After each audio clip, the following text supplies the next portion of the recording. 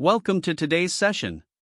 In this video, we will explore problem number 489, titled Robot Room Cleaner. This problem challenges us to design a solution for a robot to autonomously clean an entire room, navigating obstacles and optimizing movement. Let's dive in and explore potential approaches to solve this exciting problem. In the robot room cleaner problem, we need to develop an algorithm that enables a robot to clean every accessible square in a rectangular room.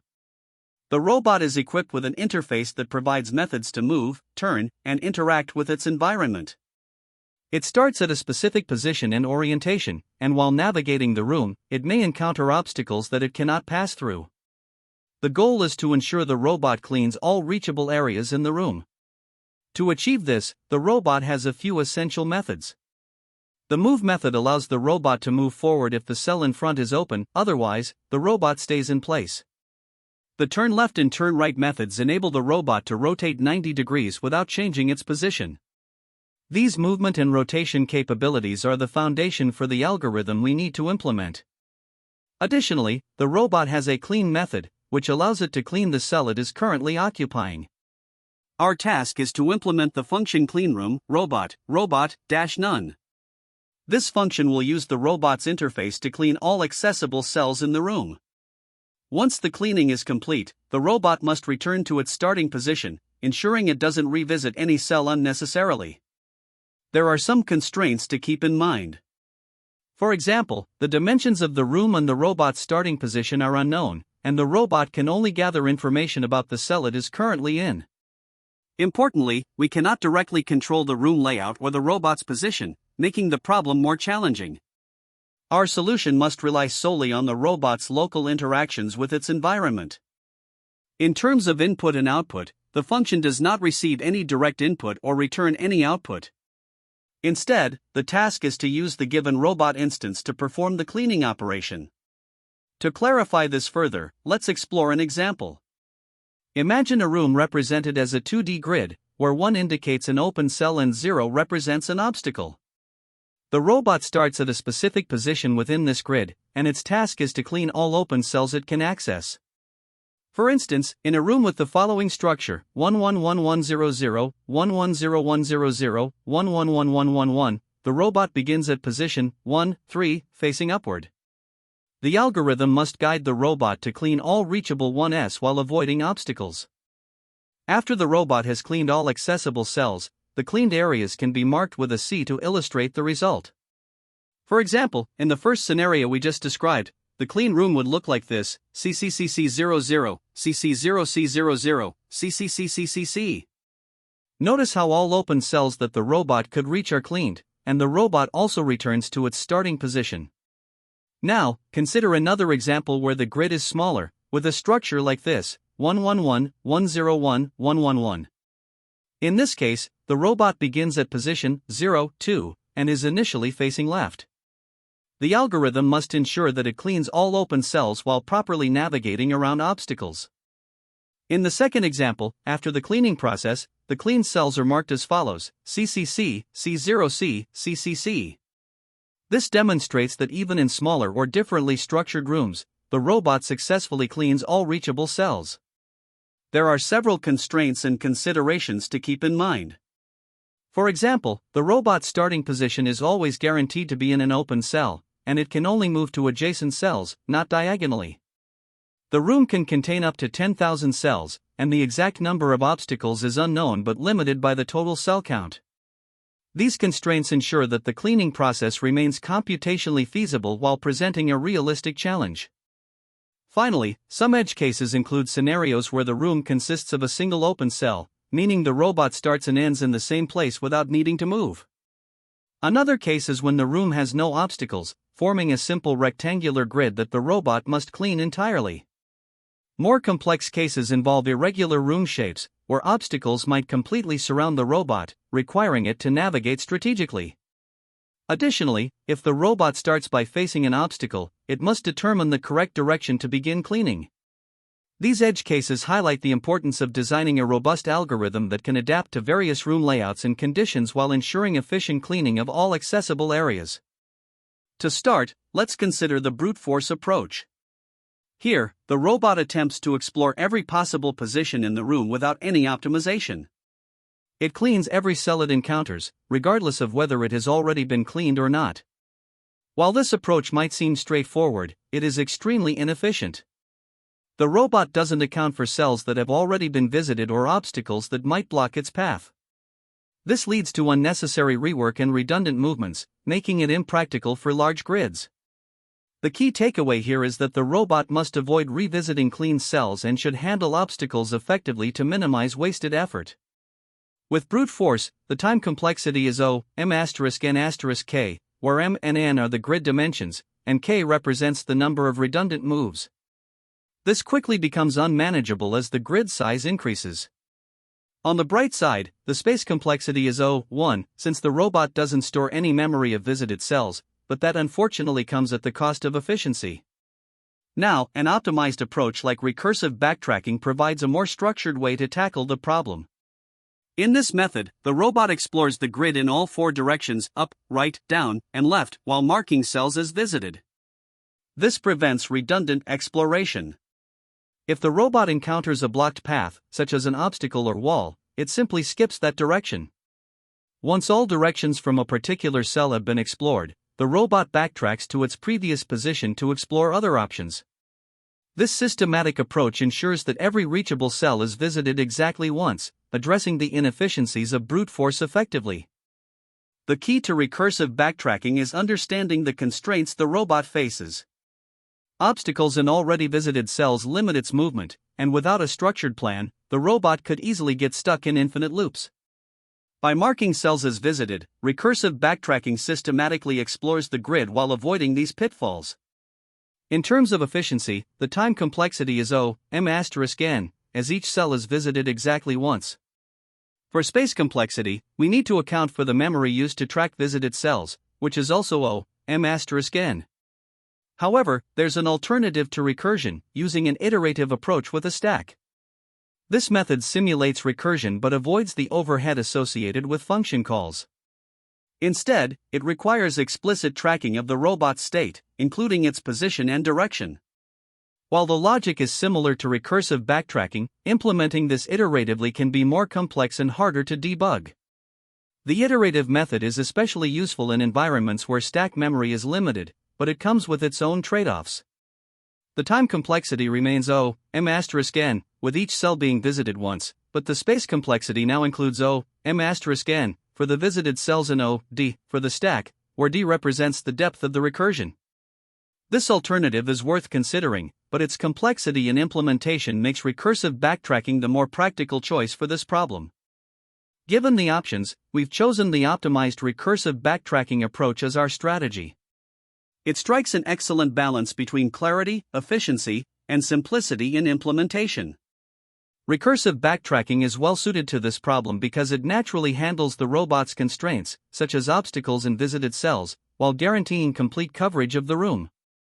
By marking cells as visited, we eliminate redundant work and unnecessary movements. Compared to brute force, this approach is exponentially faster and avoids the inefficiencies of revisiting cells. When compared to the iterative stack-based method, recursive backtracking is easier to understand and debug, although it does require more stack memory in environments with limited recursion depth.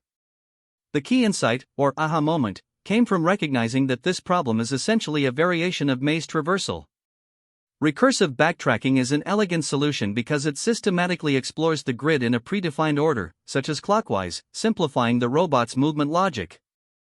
Ultimately, this strategy was chosen because it optimally balances ease of implementation with the problem's requirements.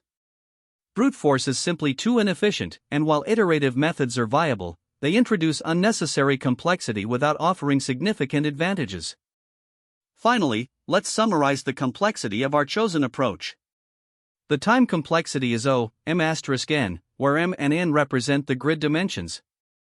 This is because each cell in the grid is visited exactly once during the cleaning process. For space complexity, we account for two factors, the visited cells and the recursion depth. Tracking visited cells requires O(m*n) space, while the recursion depth, in the worst-case scenario, is also O(d), where d equals the total number of cells, m*n. This ensures that our approach is both time efficient and memory efficient for the problem at hand.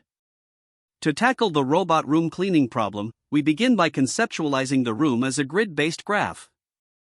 In this grid, each cell acts as a node, and the edges represent the robot's possible movements to adjacent cells. The robot cannot move through obstacles, so these cells are essentially blocked nodes in our graph. The task is to traverse all reachable nodes starting from the robot's initial position and systematically clean them. To achieve this, we use depth-first search, or DFS. DFS is ideal because it systematically explores paths one at a time, ensuring no reachable cells are missed. Backtracking is a crucial part of this approach. It allows the robot to return to previously visited cells so it can explore unvisited paths. Additionally, to avoid redundant work and infinite loops, we maintain a set to track cells that have already been visited. This prevents the robot from cleaning the same cell multiple times unnecessarily. Each cell in the grid is identified by its coordinates, typically represented as an X, Y pair. For the robot to navigate and clean effectively, we define its available actions. The robot can move forward to the next cell in its current direction, turn left or right by 90 degrees to adjust its orientation, and clean the current cell. These actions allow the robot to traverse the grid systematically. To implement the solution, we use a recursive DFS approach with backtracking. The algorithm begins by checking if the current cell has already been visited. If it has, we immediately return to avoid redundant work. Otherwise, the robot cleans the cell and adds it to the visited set. Then, for each of the 4 possible directions up, right, down, and left, we calculate the coordinates of the next cell. If the cell is valid, meaning it's not an obstacle and hasn't been visited, the robot moves there, performs DFS recursively, and then backtracks to restore its initial position and direction. This ensures that all paths are explored without losing track of previously cleaned cells. Depth-first search is central to this algorithm because it ensures that all reachable cells are systematically explored. With backtracking, the robot can return to its original position and orientation after exploring a path, allowing it to continue exploring other directions efficiently. The use of a visited set is another key insight. By storing the coordinates of clean cells, we eliminate the risk of revisiting these cells, which significantly reduces unnecessary movements. This makes the algorithm more efficient. Additionally, we handle obstacles by simply skipping over them, ensuring the robot doesn't attempt to pass through impassable areas. These insights collectively ensure that the algorithm is both systematic and efficient, even in complex or irregularly shaped rooms. 2 key data structures are critical to the algorithm's implementation. First, the visited set, which stores the coordinates of clean cells as X, Y pairs. This allows constant time checks to determine whether a cell has already been visited. Second, the robot's actions are abstracted into an API, which includes methods like move, turn, and clean. This abstraction simplifies the implementation by decoupling the algorithm logic from the robot's hardware controls.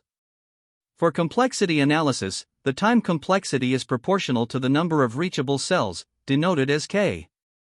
Each cell is visited exactly once, and each movement or turn is an O(1) operation, making the overall time complexity O(k). For space complexity, the visited set requires O(k) space to store coordinates, and the recursion stack in DFS has a maximum depth of O(k). Together, these ensure that the algorithm is both time and space efficient.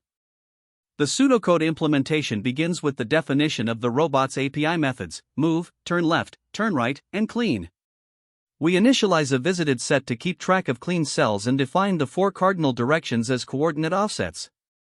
The key helper function, go_back, allows the robot to reverse its movement and orientation, which is essential for backtracking. The main DFS function takes the current cell's coordinates and direction as arguments. Inside DFS, the current cell is added to the visited set, and the robot cleans it. For each of the 4 possible directions, the algorithm calculates the coordinates of the next cell. If the cell is valid and hasn't been visited, the robot moves there, performs DFS recursively, and then backtracks to return to its original state. This systematic approach ensures that all reachable cells are explored and cleaned efficiently. The pseudocode continues by iterating through all 4 directions. For each direction, the new coordinates of the next cell are calculated based on the robot's current position and direction. If the next cell hasn't been visited and the robot can move there, the DFS function is called recursively for the new cell. Once the robot has finished exploring that direction, it uses the go_back function to return to its previous cell and orientation. After completing the recursive exploration, the robot turns right to check the next direction.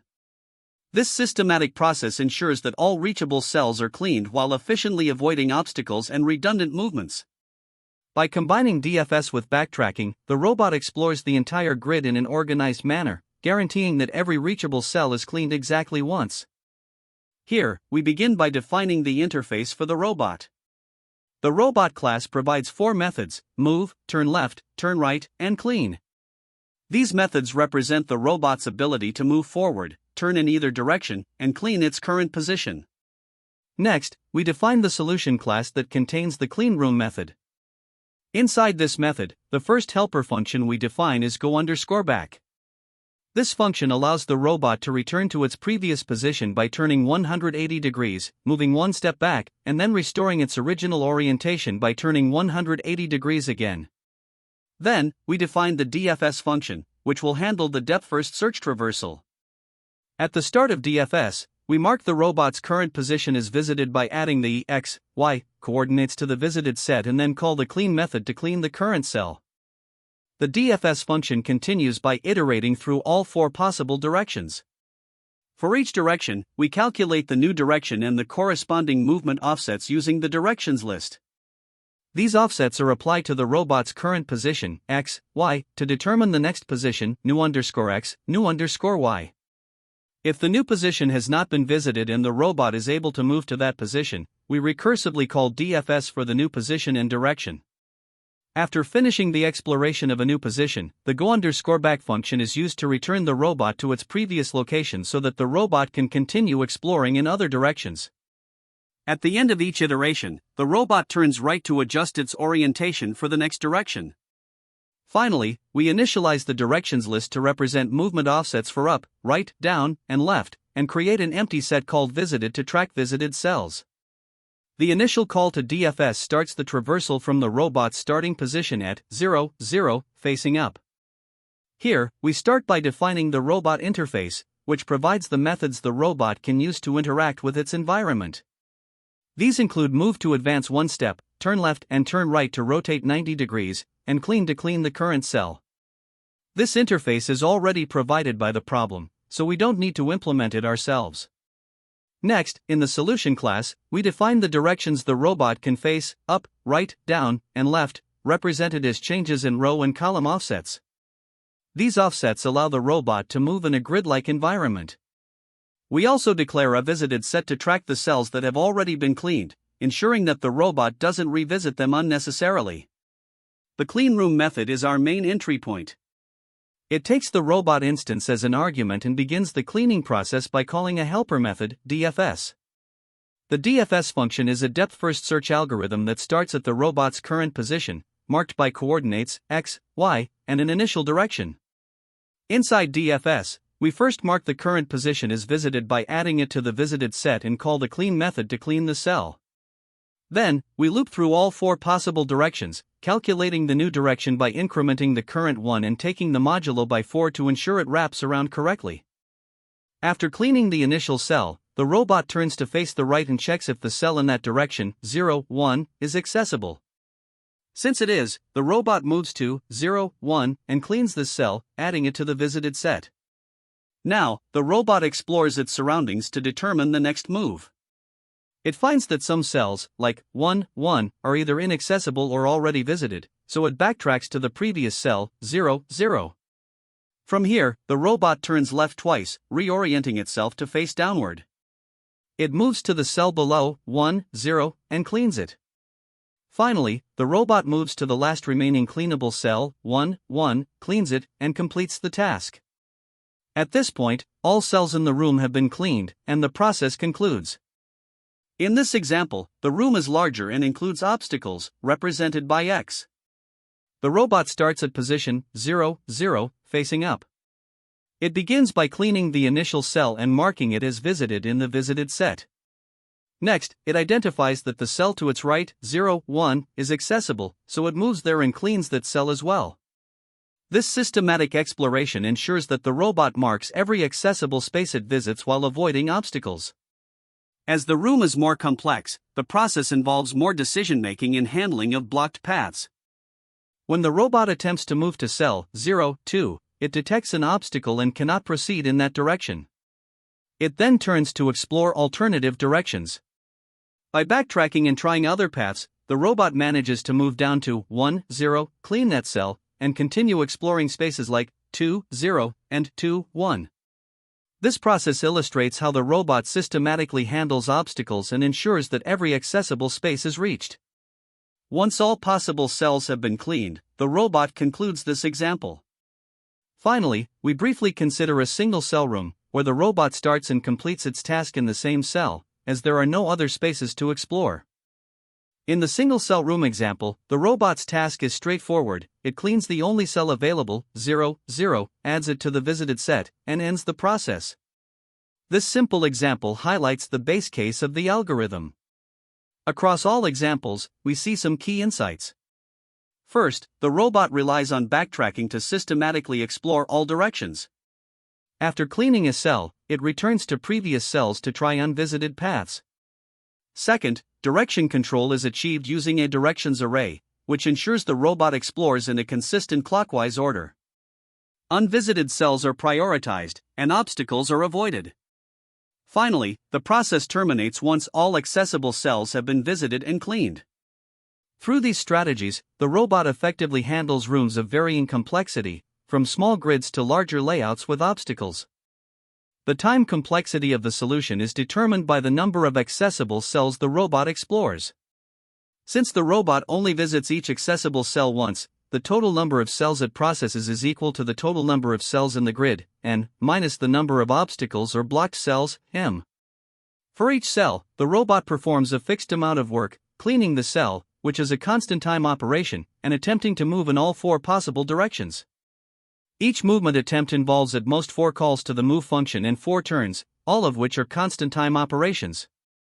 Additionally, the backtracking process involves a series of movements and turns to return to the previous cell, which also takes constant time per step. Combining all these operations, the total time complexity is proportional to the number of accessible cells, which is O, and M. The space complexity of the solution is primarily dictated by the visited set and the recursive call stack. The visited set stores the coordinates of all the cells the robot has cleaned, and in the worst-case scenario, when all cells are accessible, its size becomes O and M. Similarly, the depth of the recursion is determined by how far the robot can traverse without revisiting a cell.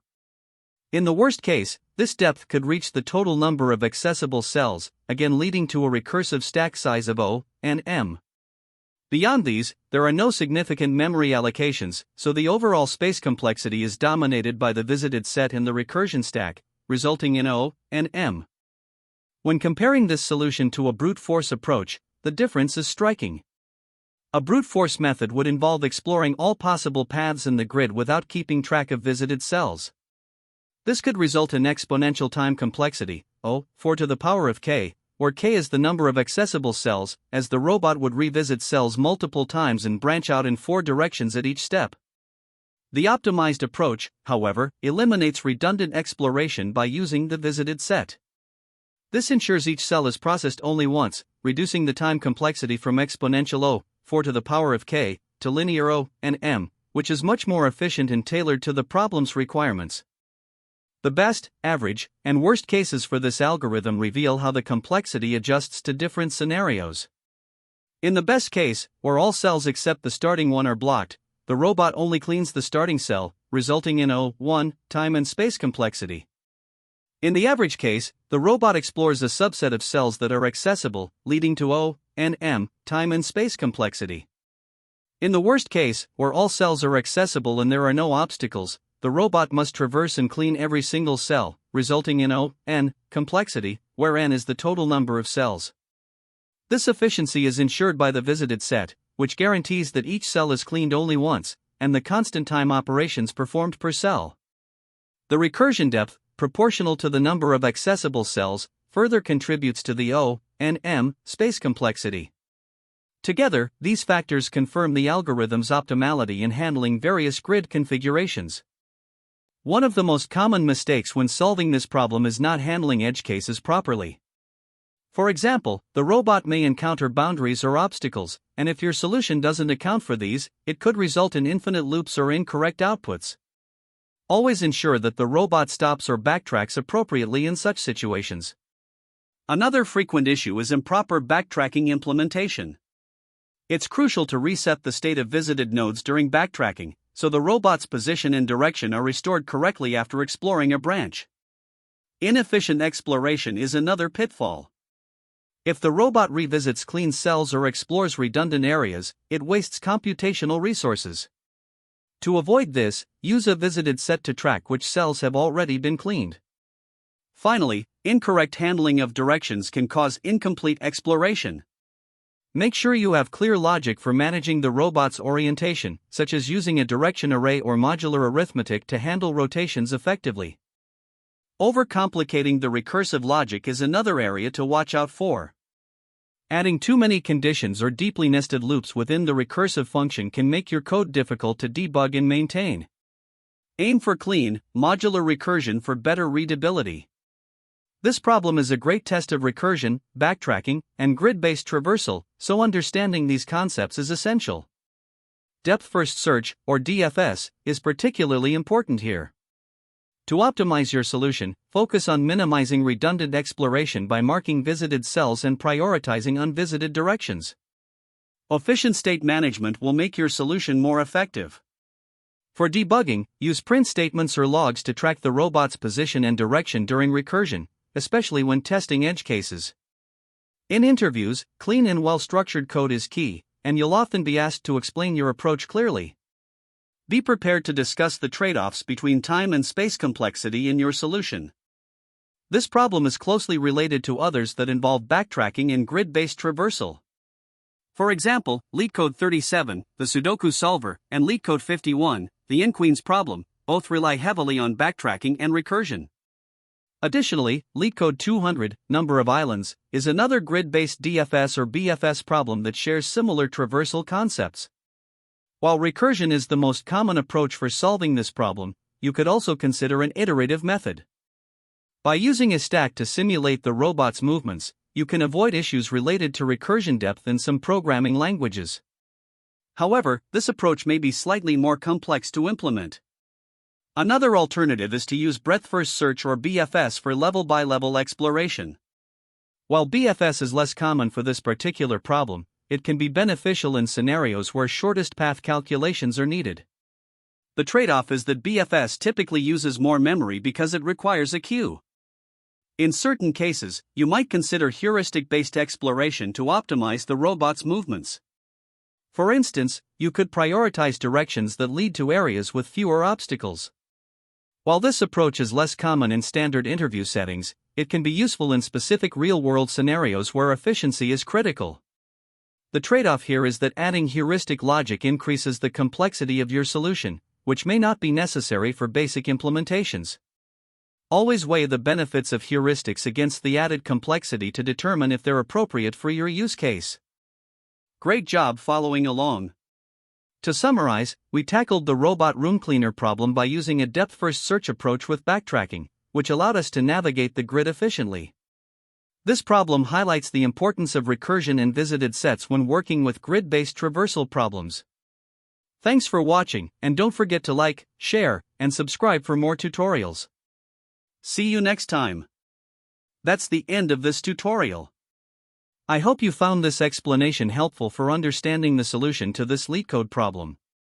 If you enjoyed this content, please consider subscribing to the channel for more coding tutorials and solutions. Feel free to leave a like if this video helped you, and don't hesitate to comment with any questions you might have. Thanks for watching, and happy coding!